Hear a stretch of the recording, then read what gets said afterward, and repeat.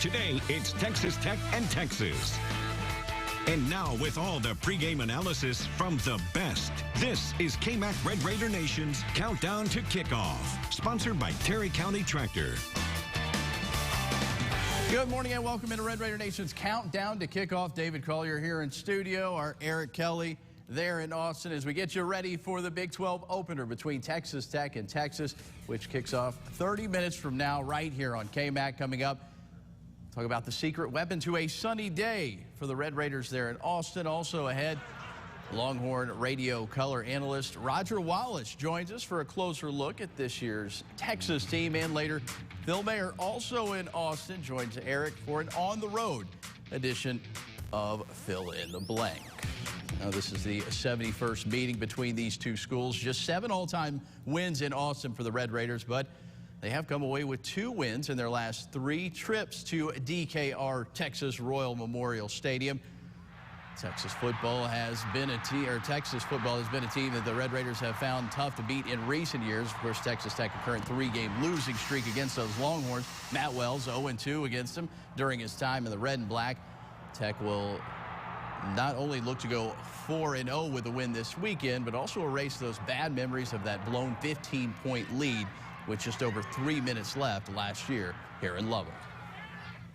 They won't need to be reminded about last year and all the emotions and the feelings that come with that. We move on, we all do, but it's a game, and you do remember it. And so certainly we want to put ourselves in the same position in terms of being in the game in the fourth quarter and all of that, and we will need to finish. I think that's obviously that's not what we did last year. We did a little bit about everything in the last few minutes and overtime, and Texas deserved to win. They found a way to win the game last year. Meanwhile, Sonny Cumbie has had plenty of recent success against Texas during his time with TCU on that coaching staff. In 7 seasons with the Horned Frogs, TCU was 6-1 against Texas, and Cumbie's offense was a big reason why. In the 4 meetings as the full-time OC, the Horned Frogs averaged 27.5 points per game, albeit against a different coaching staff than the one currently on the 40 acres. Selling out to maybe stop the run. He's played against Texas for quite a while, whether it was here as an assistant at Tech or at TCU. So he's had a lot of years against those guys, and I think just you got player knowledge from recruiting and competition, but you have 2 brand new schemes.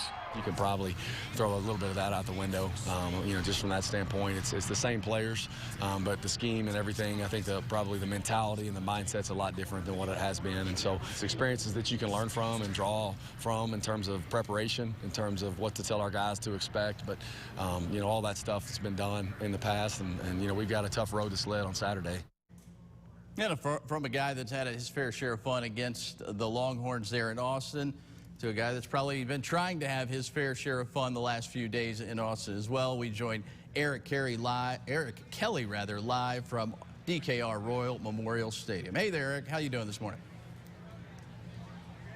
Oh, I'm good. Listen, David, fun was had, but in the end, just like Texas Tech football, it is a business trip here to Austin. And just because a series in any way, shape, or form at the college athletic level might be one side on the scoreboard doesn't mean it loses any of that animosity when the 2 teams step on the field or the court or really wherever they play. And we won't beat around the bush here. Texas Tech is 17-53 all-time against the Longhorns in football, but that doesn't mean that this game loses any of its meaning. If you want a good example, just think about the last time that Texas Tech took down Austin, Texas here in Austin.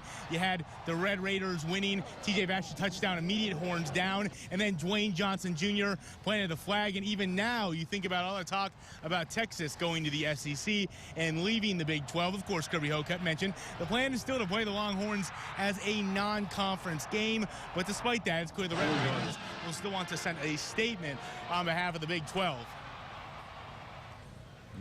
Texas is our rival overall, I feel like, and it's going to be awesome to go into Austin and give them a fight and smack them in the mouth a little bit. Will a little bit of that smack in the mouth be like, hey, we can always play football here in the Big 12 too? Yeah, for sure. And there's always talk about Texas and OU trying to leave to SEC, and we're just going to show them that we can play with y'all regardless.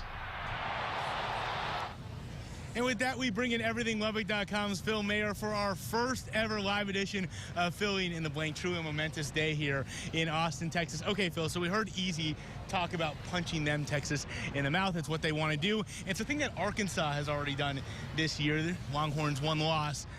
What did Arkansas did blank in that game to really take down the Longhorns? Run the ball, and in particular, they did it with multiple ball carriers.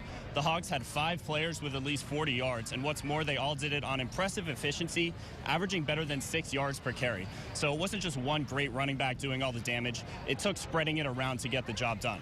Can Texas Tech replicate that? Might be a little tougher today. The Avalanche Journal's Don Williams is reporting that leading rusher Taj Brooks will be out. The good news, SaRodorick Thompson should see an increased workload.